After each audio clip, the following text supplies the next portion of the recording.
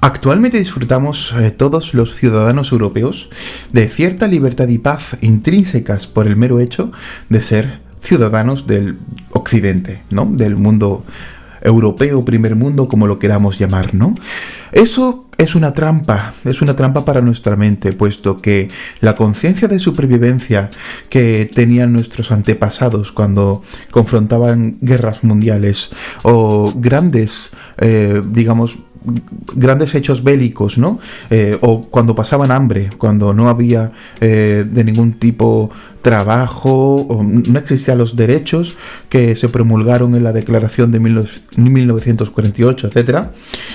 Claro, eso es una trampa, puesto que la conciencia de supervivencia permite detectar la amenaza que ponga supuestamente fin a nuestra paz y a nuestra libertad, a los derechos que hemos conquistado como humanidad y que hoy las nuevas generaciones disfrutamos sin haber padecido los males que llevaron a nuestros ancestros a crear unas políticas meramente de preservación de la paz y de la libertad, ¿no? Es curioso porque hoy en día, dentro de estos territorios, de estos países, tenemos lo que se denominaría una paz negativa, se llama así. ¿Qué es la paz negativa? Es la que se genera a partir de la ausencia de conflictos bélicos globales, ¿no? Sin embargo, en otras partes del mundo se genera paz positiva, puesto que la sociedad está fracturada, está fragmentada tanto económica como social y política, y literalmente hay una violencia estructural tanto social como estatal, ¿no? Y de ahí provienen las dictaduras y, los proyectos políticos de eliminación de derechos que también tienen su eco, tienen su espejo en la sociedad que los padece, que se radicalizan, se extreman, ¿no? Y claro, hace falta impulsar una paz positiva en esos territorios para crear una estructura de paz que permita que no se maten entre ellos y que puedan prosperar más allá de lo que es el conflicto bélico y del odio entre facciones, ¿no? Y es curioso porque este conflicto y este odio entre facciones se supone que lo tenemos muy superado en la democracia, pero actualmente las nuevas generaciones, quizás por esa falta de conciencia de supervivencia a la cual hice alusión, están llevando a cabo una cierta política de extremismo y fundamentalismo dentro de las propias ideologías que son puramente legítimas. Cualquier persona puede ser de izquierdas o de derechas. Existe libertad de expresión y de pensamiento y creo que todos queremos tener ese derecho. Todos queremos tener cierta libertad para pensar lo que nos dé la gana y para decir lo que queramos. El hecho no es tanto el poner en cuestión los derechos o poner en cuestión cuáles son las ideas de cada uno, es decir, yo quiero que mis ideas sean respetadas.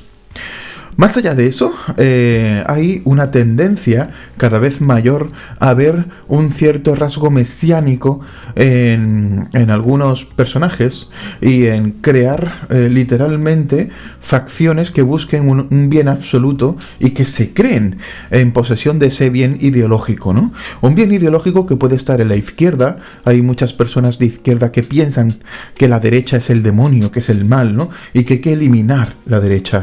De hecho, en el Congreso de los Diputados, ciertos diputados, cuando hablan, pretenden sentar cátedra sobre el bien y el mal absoluto dentro de las ideologías políticas y se dirigen a la derecha diciendo: vosotros no gobernaréis nunca más aquí.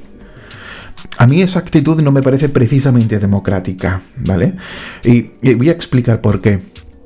Una persona que se arroga la posesión del bien absoluto ideológico, con ese síndrome del Mesías que viene a salvar a la humanidad para llevarla a ese bien absoluto, esa es la historia de toda la humanidad, la historia de todos los dictadores, desde Pol Pot, Mao, a Franco, a Hitler, los que queráis, ¿vale? Y da igual que sean de izquierdas o de derechas, eso es lo de menos, ¿no? Curiosamente, muchos de derechas también dicen la izquierda es el mal, ¿no? Y lo demonizan. Y igual. Y claro, ¿qué pasa? Pues que en una democracia, pues la mitad del pueblo se siente de izquierdas y la mitad se siente de derechas. ¿Vamos a demonizar la mitad del pueblo? ¿En serio? ¿Esa es la actitud que creemos que es democrática?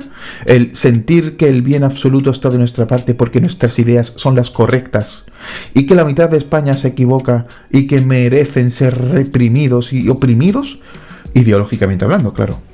Pues no, es decir, el hecho de que un ideal llegue al poder y practique ese poder de forma totalmente libre es síntoma de que no respeta finalmente a la otra mitad. El consenso es necesario, es decir, da igual que tú seas de izquierda o de derechas, si manejas la economía del país debes manejarla con un consenso entre todas las partes, porque la democracia no se basa en llevar la razón y no se basa en el bien absoluto, tampoco se basa en el síndrome mesiánico, se basa en el consenso para que todo el mundo, todo un pueblo pueda tener paz y libertad. Paz positiva en el sentido de que primero se impone cuando hay conflictos, pero después paz negativa, que implica que no hace falta hacer políticas para implantar una paz, simplemente porque la violencia no está de forma estructural en la sociedad. Y eso es a lo que deberíamos aspirar, a tener finalmente un pueblo lleno de paz y lleno de libertad, que se respetara a sí mismo, pero también al prójimo, porque ser de izquierdas o de derechas da igual. Y eso lo que implica es que el ser humano que no está preparado para respetar las ideas diferentes de otra persona, ese ser humano no está preparado ni para practicar la democracia ni para practicar la política.